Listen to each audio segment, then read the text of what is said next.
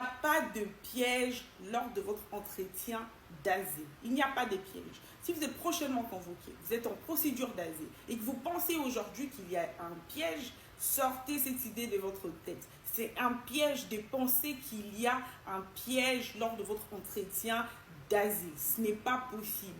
Tout simplement parce que les questions posées tourneront autour de votre vie à vous. Vous êtes la seule personne qui maîtrise ce que vous avez vécu. Vous allez tout simplement informer à l'agent de l'OFPRA ce que vous avez vécu.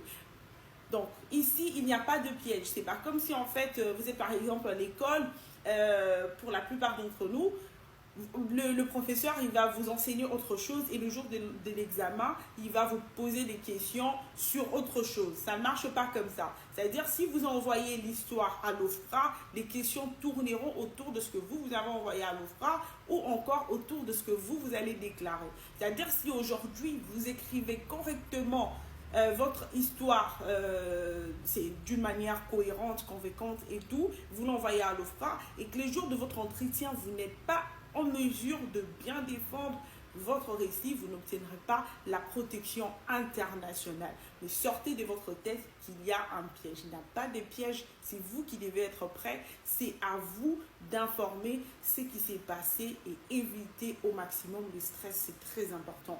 Vous avez compris.